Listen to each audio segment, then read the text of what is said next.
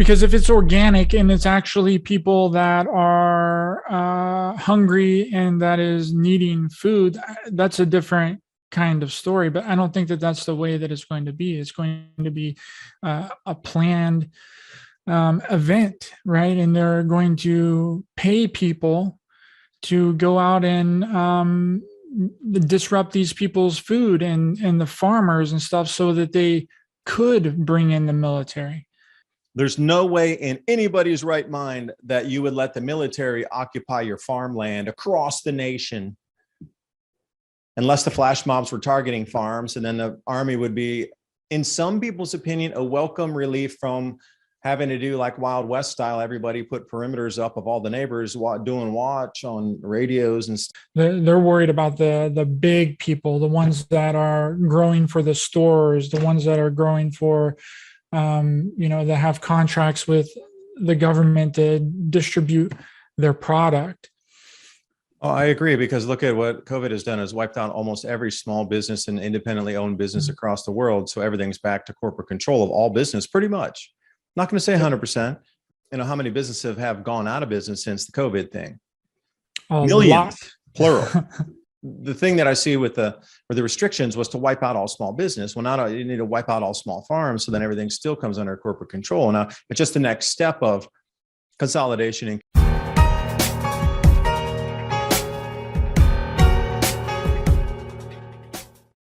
And good afternoon, everyone.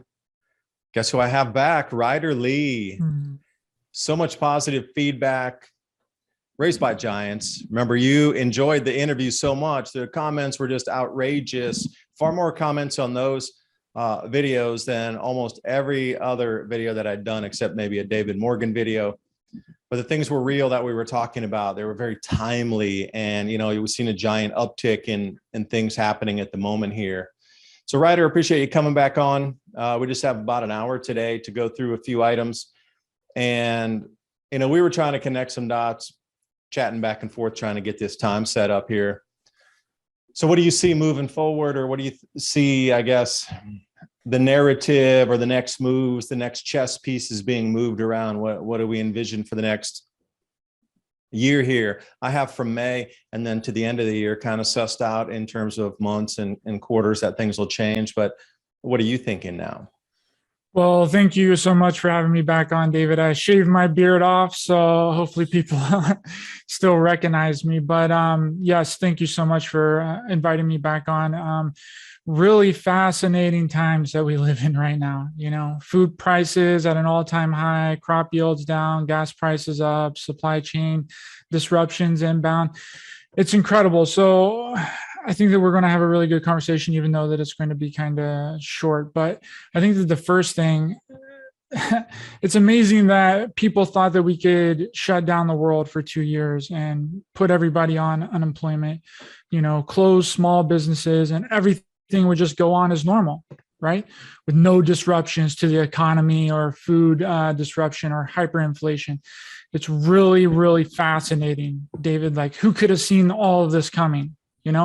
And as you know, every action we take gets an equal and opposite reaction, right? And we haven't even begun to feel the repercussions of our actions from the past 2 years.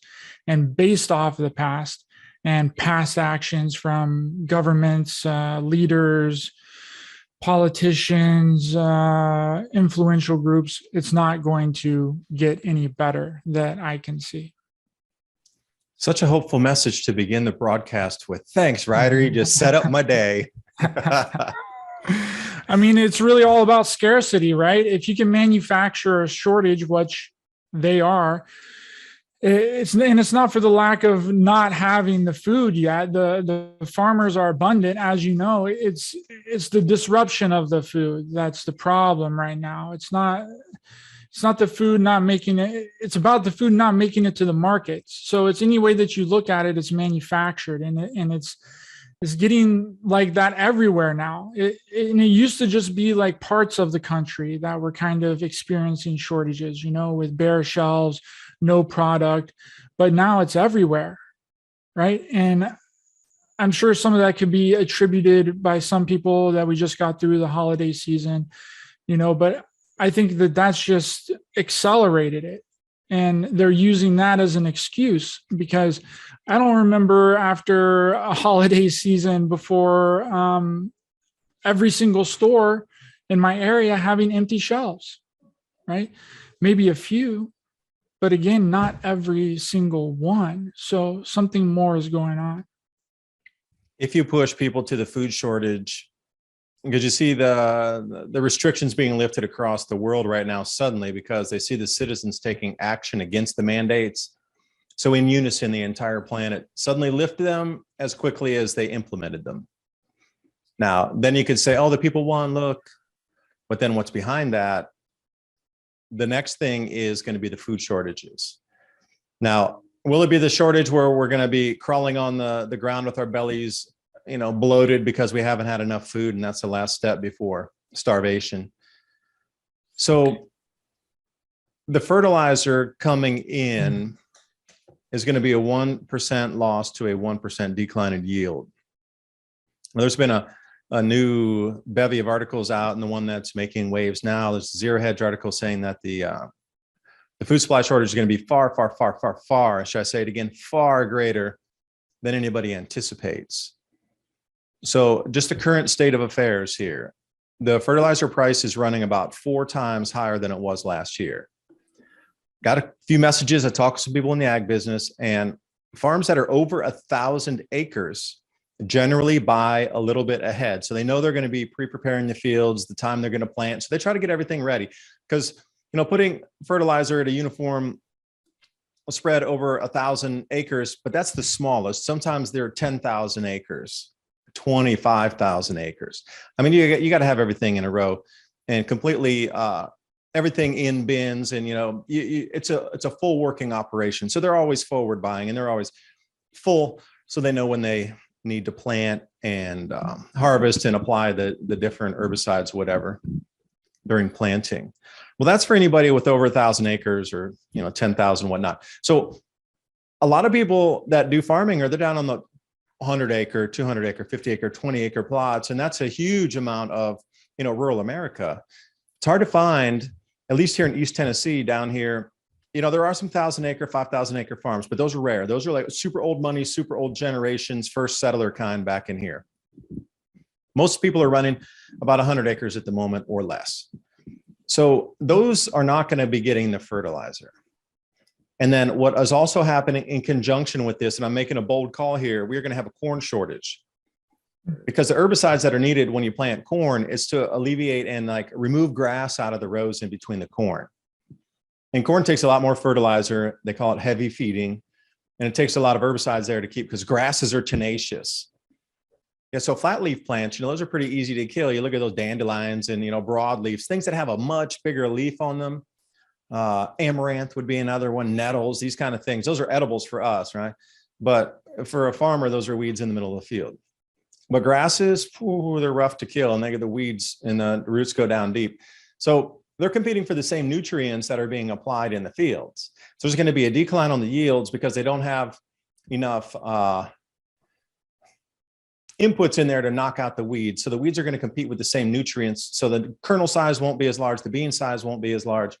And there's a few things going on beyond that. So the fertilizer shortages are huge. Yeah, there's an article that I read that said that 2 shortages that threaten to absolute eviscerate the global economy in 2022. And one of those things was food shortages due to fertilizer prices. And another thing was car manufacturers, right? And not being able to produce the amount of chips that go into the cars in order for them to go to the market, right? And this is what happens. I mean, what happens is exactly what you're talking about, right? What happens when the farmers get hit too, right? What happens when soil and grain get so expensive that they can't afford it, right? And it was already hit really hard to find seeds and grain at the beginning of 2021. So what happens when they can't afford it anymore? Or a big natural disaster happens and wipes out large portions of lands and crops, affecting global crop yields, like in Madagascar with the cyclone wiping out the vanilla bean production, and the Tonga volcano eruption that we have no idea what that's going to do, and the impact of that in the 2022 harvest and beyond. And this moment that I'm talking about is vastly approaching, like you're talking about with soil and grain being at an all-time high, and eventually, seeds basically being non-existent anymore, especially organic seeds. Like, you can't find those bad boys anywhere. I mean, True Leaf Market was even out of pretty much everything at the beginning of 2021. And you can't forget about, you can definitely forget about trying to find or buy heirloom seeds when things really go down. Not going to happen, right? We're seeing a steady, a big pickup of, natural disasters too, right? Like what I like to call unnatural disasters, because they're anything but natural. They've been using weather modification technology, geoengineering for decades now, cloud seeding technology. I mean, look up in the sky, right? Does anything about it, look natural? Today's all blue, and you're right. You go from a completely blue sky, and then you start seeing the lines up there. And see, that's one of the things I talked about for years was, okay, geoengineering ongoing. Harvard's doing it. Cambridge has their program. NASA's delving into it. They're looking at the different types of particulates to put up from the metal to the calcium carbonate. There's just an enormous amount of things that are being tested on this to put a layer of sun bouncing medium up there. But then, like this Tonga eruption, it went up to 180,000 foot in the center column. And then you have the particles up there, plus all the new ash. So if maybe it would have come out naturally, and there's a dispersion rate of, I think it's about 3 years. So when it's dispersed up there, the finest of the particles after about 3 years will make their way to the ground. But now you're adding in all this extra ash and sulfur dioxide. Will that be 3 years, or will it be an exponential runaway thing? Because, I want to go back to the corn, because this is the most important thing. Like, I really cannot get it across right here. This is the beginning of the de-evolution of society when we have corn shortage, because corn's used for everything, mainly the animal fodder. Okay, then if we go the knock on, then we're talking about beef prices, dairy prices. But then what about ethanol? There's an enormous amount mandated into the fuel supply. So that's going to be a disruption in the fuel supply, because we already have the pipelines cut up. So we can't go back to 100% like we used to have. Remember, for those of you who are not that old, we never used to have ethanol in the petrol at all. It used to be 100% petrol. There was no additives into it that are, causing more friction and damage in your engine. There's E85 stuff, unless your car's rated for it. The old guys here, back in the 1930s and 40s, used to distill their own alcohol to run in their engines. Right. And then they made that illegal, moonshiners, whatever. It wasn't about moonshining and drinking. It was about fuel production with no tax paid. So again, you could go back to Reefer Madness with that whole thing with all the different usables that are inside the hemp plant competing directly with the industry. But at the same time, the distillers out here, they were doing massive, just runs and runs, 55 gallons, every several hours were coming out of some of these stills. They were their own fuel production companies using corn out here, corn mash, moonshine. But they demonized it as moonshine. Everyone is getting moonshine with the jug. No, it was about they made their own fuels without paying tax. So, everybody apparently was doing this around the countryside. So the oil companies trying to get their fingers in at a single distribution point through that nozzle they can tax and charge. They had to, again, get big government involved to then do the whole thing and, get different groups like NGOs of the 1920s saying our husbands drink too much. We need to outlaw alcohol. Then the prohibition, and that was really it. The prohibition was really the thing with the corn that stopped people from making their own fuels in the countryside.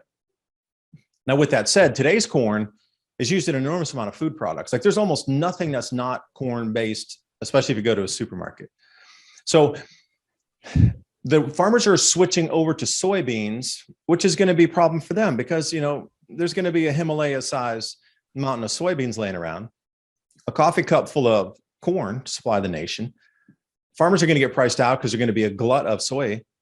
But then on the corn side, oh my, we're not going to have enough. And where are you going to import that from? Because I'm going to say one last thing, Ryder, you hit it on the head. Tonga eruption is going to cool the southern hemisphere and reduce their crop yields. I've done extensive videos, at least a 40-minute video compilation on this. Argentina, South Africa. These two are going to be the most heavily affected because they're in the mid-grow season. Now that's for this year because they're in the mid-grow. They're not at harvest, they're past plant. Plants are trying to uptake and grow, but then they're going to get covered with acid rain. And precipitation patterns are shifting, light, not as much, a little bit cooler temperature is going to be about, say, 1 degree Celsius. So just like, let's say 1.5 degree Fahrenheit cooler average temperature. That'll also pinch in on the grow times. So I did this whole analysis of which countries are in mid-grow at this time and which ones are into harvest and which ones hadn't planted yet. So the biggest wild card, Argentina. I mean, they're major suppliers of corn, and they even were withholding their corn exports because they were having a corn shortage. So anybody who thinks like Brazil and Argentina are just going to supply all this corn that magically disappears because we don't have the fertilizers, everything's going to be affected by this lack of corn production. And then that all stems back to not having enough herbicides to control the grass in the rows. And then the amount of fertilizer that corn uptakes being so great compared to other crops. Like we've pinched ourselves into a corner on reliance on a single thing. We're pinched in a corner on reliance on oil. Now we're pinched in a corner on reliance on corn. And both of those seem to be disappearing in front of us. So I don't know, it is manufactured in my opinion. I think you're absolutely right. Yeah, and you're definitely right about that we could be seeing acid rain, and then what kind of sunlight are the crops getting by the sun being blocked out from the ash? And when you get less yields, where are those countries going to get their product from? It's going to have to be. Well, if they are, it's going to have to be imported, right? And then that puts more strain on the countries that are already experiencing shortages. And then you're in a bidding war at that point, if it's even available. And, the misnomer is, I can just import it and buy it from another country. Well, the world's scrambling right now. China's buying half of everything on the open global market. So China will pay anything for the food now. It feels for me, they just closed their third port now. And there's a fourth port. They even closed Shenzhen, Ningbo, Shanghai, just in the last week. So it seems like they're walling themselves off. The stuff keeps coming in. Imports keep coming in, rolling in on the food shipments, but everything outbound has kind of ceased across the East Coast. Super drip feed of the exports coming out of China on a boat. Seems like they're walling themselves off, and they're really willing to pay anything over market price. So then when you come to these, more impoverished nations or ones that, are not superpower economies that really rely on using other people's money, like using the dollar as their currency because their currencies are so unstable or not valued across the planet. So they have to alternatively uptake another currency to pay for their imports, dollars. These countries are not going to get the food they need. They're already talking about a 30 million ton. This is if supply chains continue to function perfectly, a 30 million ton deficit decline, non-available, not grown, harvest yield declines in Africa this year because of not enough fertilizer.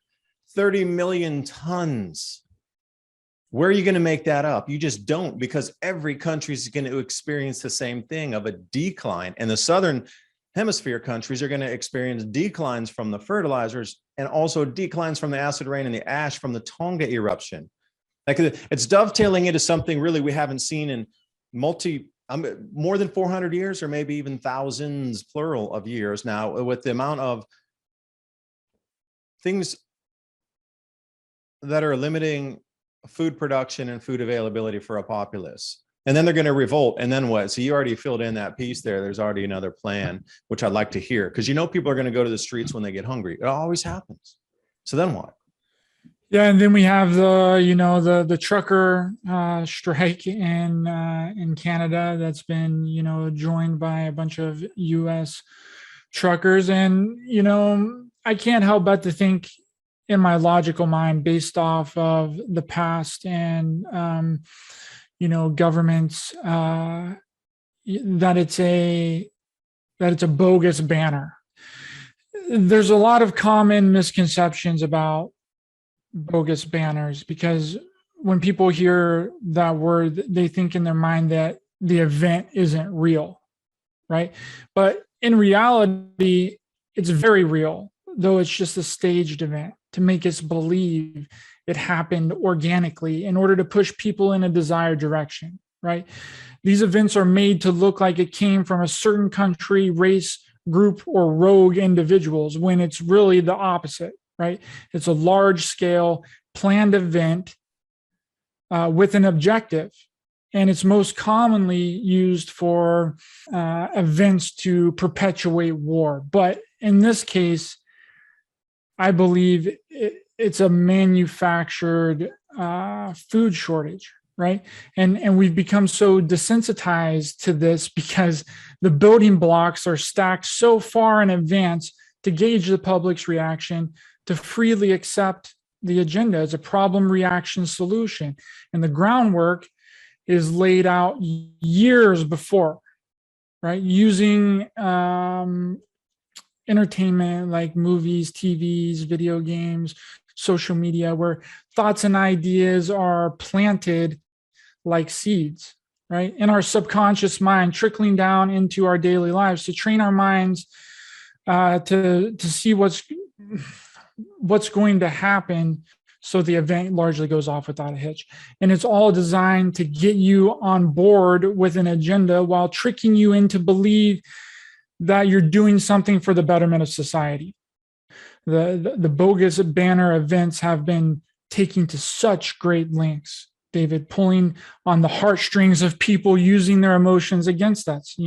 Nothing is off limits to these orchestrators, right? Whatever it takes to see the agenda through in the best way to get us to react and be subservient is to make us think that it's our idea. The media comes in, flooding the airways with the desired outcome. Anything can be painted in a positive or a negative light through the mainstream media, through manipulation. And if the media doesn't want you to see something, then they're not going to show it. They won't air it. The bogus banner programs are so sophisticated and well orchestrated that the majority will never know they're being used and are actively participating in a bogus banner event, because it's painted in such a way for the betterment of society that everyone can get behind it and support it. The flash mobbing that's been occurring across the US, again, I would point into one of these things. Flash mobs, finally the police are taking action, but it's set in there, the seed. Everybody understands what a flash mob is. They all understand the lexicon. They know what it does. It rolls in it like a locust and then takes everything and runs away. As these food shortages increase and there'll be people on the streets, food prices will be too high, inavailability. There'll be just craziness in the stores, but the first thing they'll do is they'll put troops in the stores and the military and police to control. Now, that'll work for a little while, but then it'll get out of control at the end of the year. Now, when the harvest, there'll be some timelines with this. So the great awakening of like the mama bear of the family and just general person understanding this will be May, June. It'll be making all the headlines. Like, we're not gonna have fertilizer. And then the news is going to run with the shortages to cause more shortages, because they're going to create the false shortages by putting in the news that there's so much shortages, encouraging people to run out and even buy more. Self-fulfilling feedback loop on that, which they want to push. They need it to happen. They have to have the food runs on the stores, because that in turn will be the catalyst for then the flash mobs out in the countryside running in, pillaging. They might come in with, let's say, 10 SUVs and 40 people, and they'll strip a farm, or they'll strip a field, or they'll strip an orchard, or they'll pillage a warehouse, or they do something. Just like they're doing with the 5-star goods and, handbags and jewelry and whatever it is now.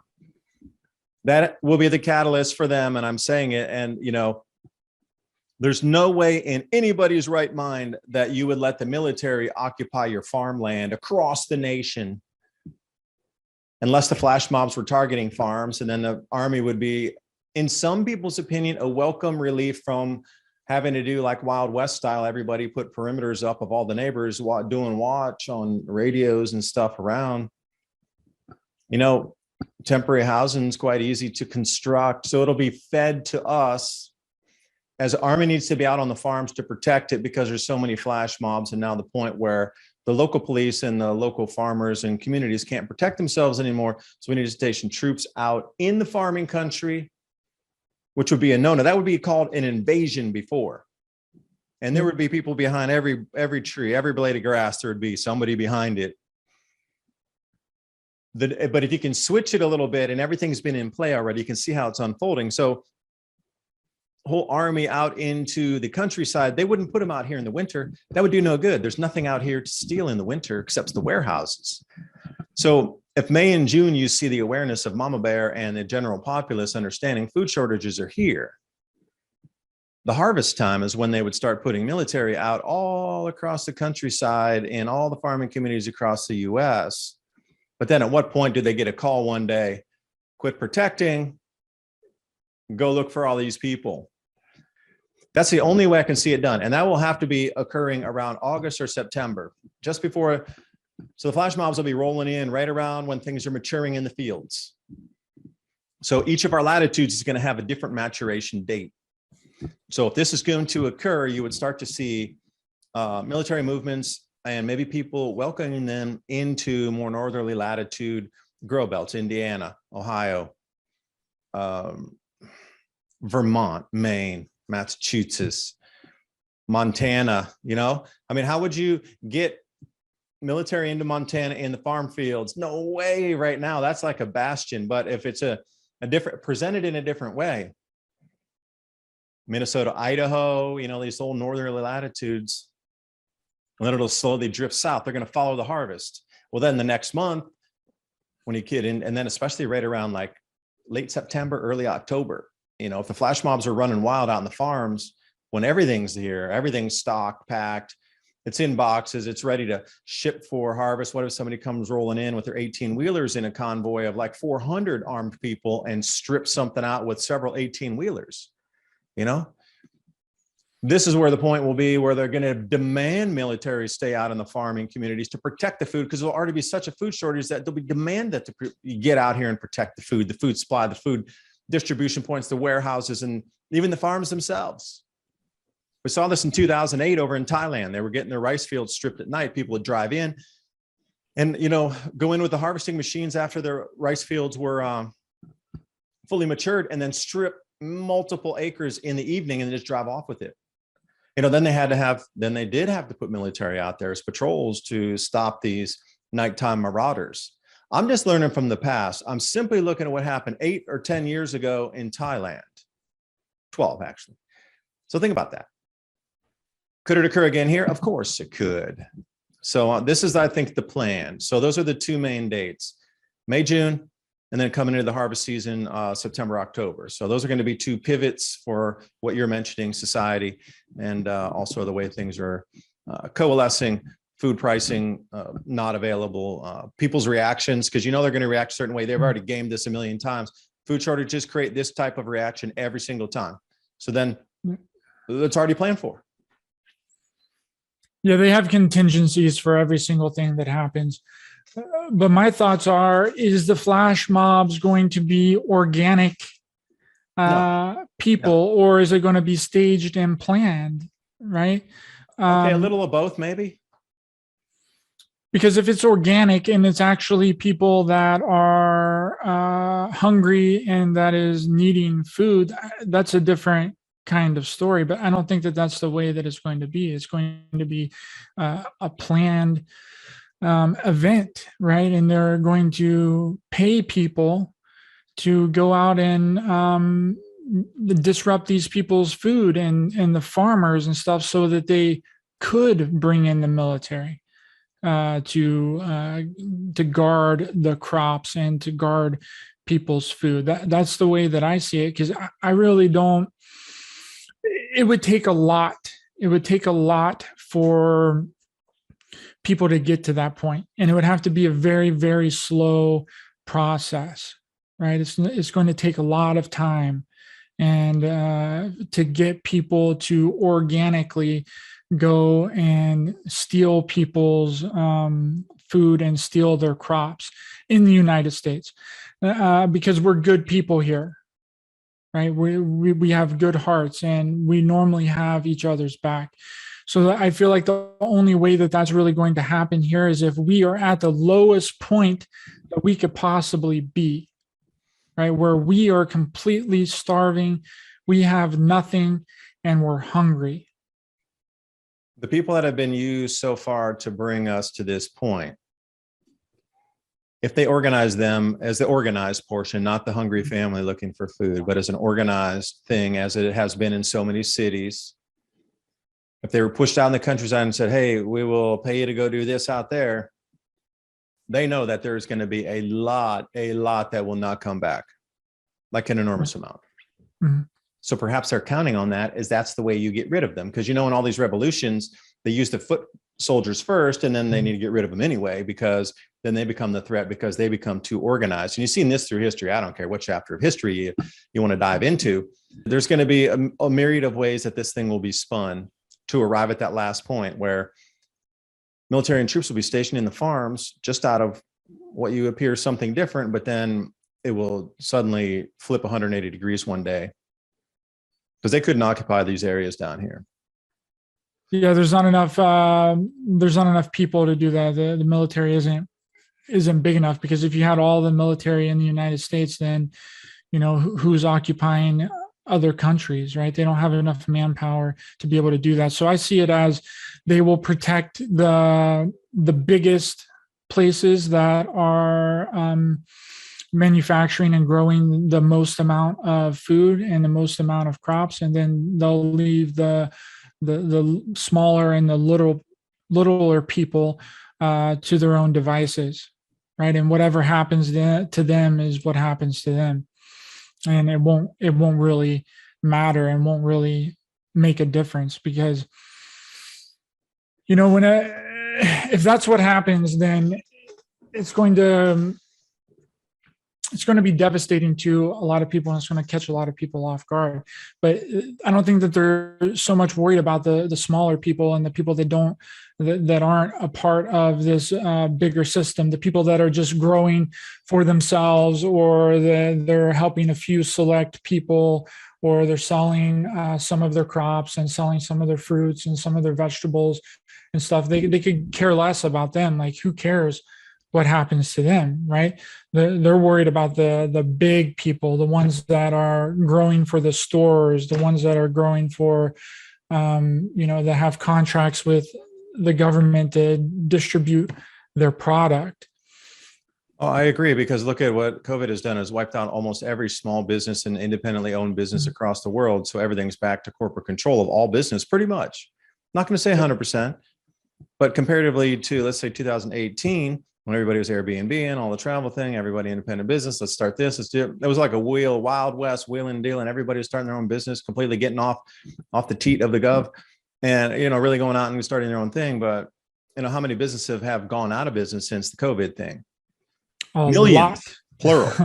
So again, if you take it just to the same way, you know, if you're not in the corporate usage of inputs and then returns back to, like, Kellogg's, for example, factory type production, yeah, you're right, you're in competition with that. The thing that I see with the restrictions was to wipe out all small business. Well, you need to wipe out all small farms, so then everything still comes under corporate control. Now it's just the next step of consolidation and control. But, you know, business is one thing, and then food supply is quite the other. So if you can bring both of those and wipe out everything on the like I say, it's a small side, so everything is corporate and gigantic, that's it. The cards have been stacked against us to such a degree that it's almost so overwhelming, David, that it's almost impossible to see any way out, right? But we can get a way out, right? And I don't have that solution. I don't have that, what we can really do besides, take care of yourself and do the things that you need to do, stock up, create, learn a trait, learn welding, learn and do things, learn survival skills, learn how to be a productive member of society, like figure out electrical work, plumbing, like all of these things are going to be very, very essential in the near future, because everything is going to collapse. It all has to collapse. Everything still has to go.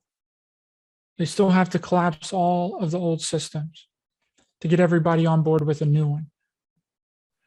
And if we go with if we go the opposite direction and we get the freedom for everyone, right? The golden age of humanity, right? Where everyone's living in harmony, where things are good for everyone, everything still has to collapse. Right? We're in a very critical time right now, right? And these things just don't happen overnight. It's a long and slow process. It's a long and slow subversion, right? Because again, they have to trick us, right? In order to trick us into thinking that it's our idea. And I know, and I've said that a few times already, but it's the truth. It's 100% the truth. Anything that happens in our reality is all tricked to make us think that it's our idea. So look at the opposite thing. Whatever they're promoting, do the opposite. Whatever they're saying, do the opposite. If they're saying that it's up, it's down. If they're saying it's left, then it's right. You know, and that's really the best advice that I can give anyone, right? And to see through all of the illusions and stop giving your power away to illusionary outside sources to get you hooked into a certain view of reality. How many thousands of years has this been going on? If not millions. As I've been told by others, you know, this is not the first rodeo. This has been going on. This is a multi-millennia, multi-century reset cycle, reset cycle, just during this time, during the interglacials. But what was occurring during the time of full glaciation, when weather patterns had stabilized for 40,000 years, after full ice, you know, 2 miles of ice over Chicago, Cleveland, whatever, Buffalo, those weather patterns stabilized for 40,000 years, far longer than anything, 4 times longer than anything we understood in agricultural history here. Like 7,000 years, they didn't know. They knew row cropping and they didn't understand the exact plant, the exact harvest date, like we wired it out. Now it's for certain specific heirloom seed varieties, etc. Okay, that's 7,000 years. They were talking 40,000 years of extremely stable climate. And then coming out of the Younger Dryas era, and that'll go get mixed up. And something brought us out of the ice age, 21,000 years ago. It started to shift. And then, what was that catalyst? Because there was nobody driving their SUVs around and whatnot. So, are these control mechanisms the same ones that would have been set in place to control the populace for 40,000 years on the planet during the ice age? And what about the last previous interglacial? There was no information from that. And what about the one prior to that? And those 40,000 years of stabilization. And these, 7,000 years in the interglacial of stabilization. It just goes from pattern of weather, nature stabilizing, and then it seems control systems right on top of that stabilization. We're coming into a time now, magnetic field shifting. May of 2023, it's supposed to hit 40 degrees. And once it does that, it's going to get into weaker field strength lines, and shoo, it'll just go where it wants to faster. A lot of things on the just natural side in the solar system here happening. But then, control mechanisms on top of these events. We're coming into a flux or a chaos event now. That's a change of an age. It's just the beginning of the change of the cycle. It'll stabilize itself eventually in 5, 6, 7 generations. But once that stabilization reoccurs, then what's going to be riding on top of that as a control mechanism? Because right now, you're right, everything's going to shift, bend, break, morph, twist, whatever you like to do, through these next several generations of change, because we're right at the cusp of the beginning of the change of the cycle. It's not going to be an instantaneous event. This is the beginning of it. Yep. It's going to take many generations for this to roll out and complete itself. Yeah, they are. They're currently preparing for a really big natural disaster, a big natural, huge one that is potentially going to be catastrophic. And we've gotten so much programming for that.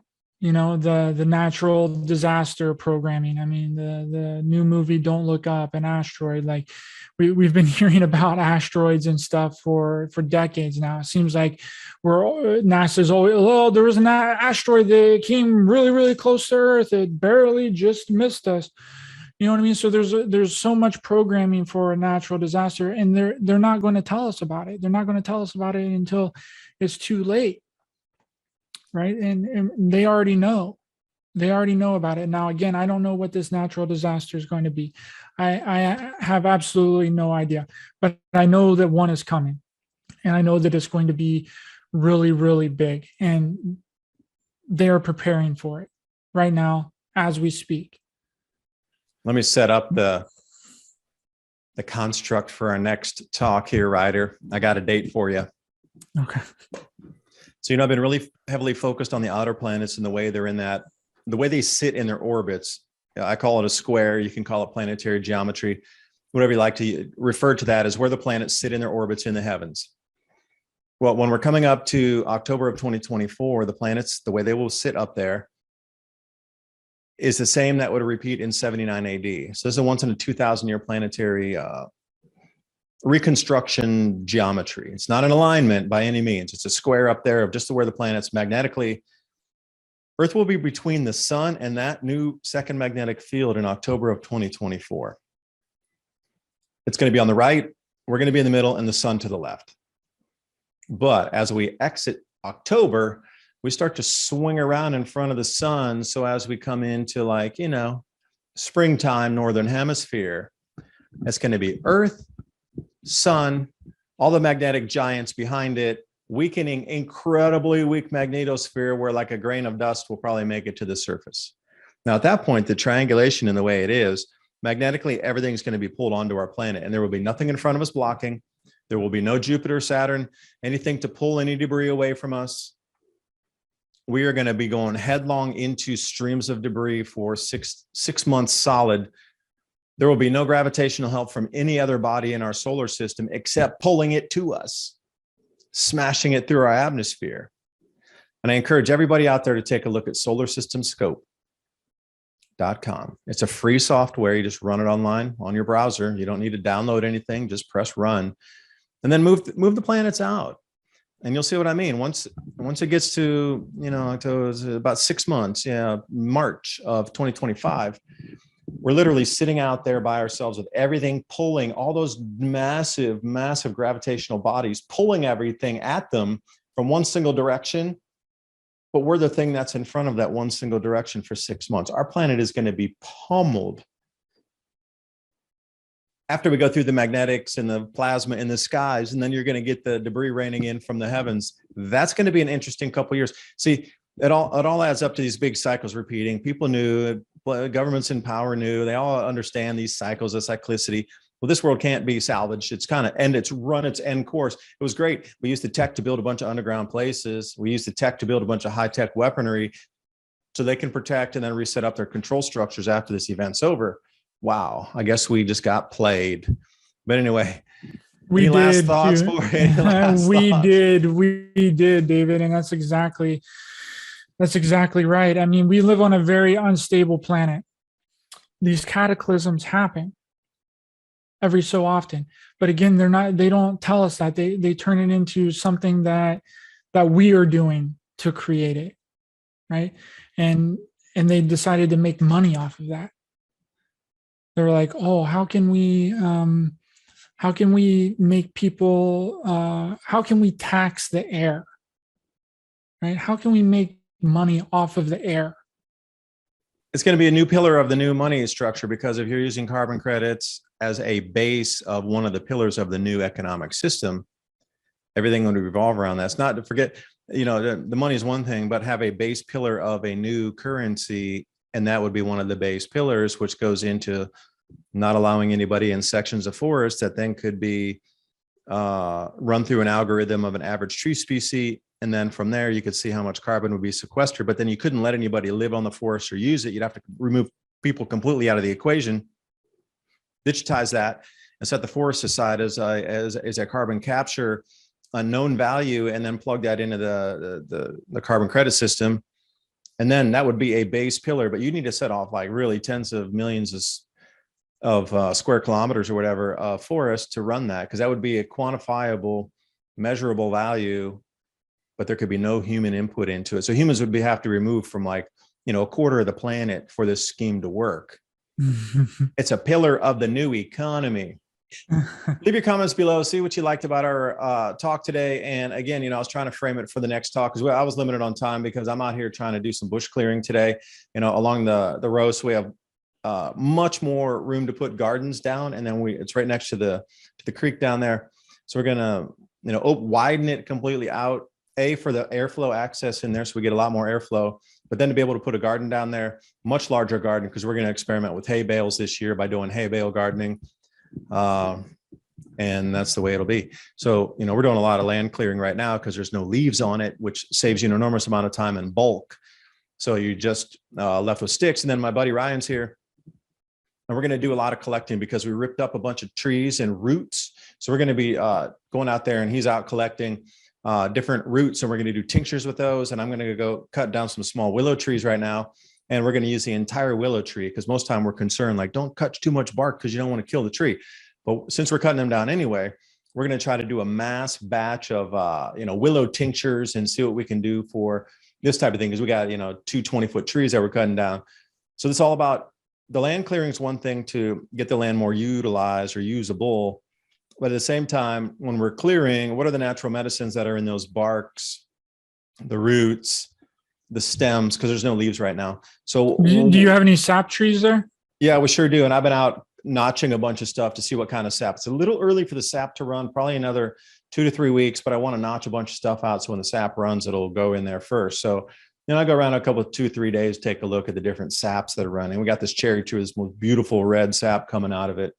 And, tap those trees, dude. Tap all of them. Yeah, get all that sap out of there.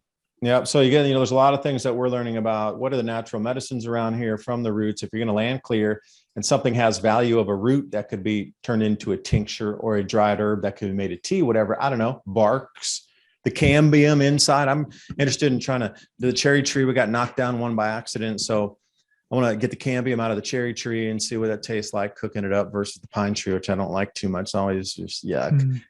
Pine tree cambium. I guess if you're starving.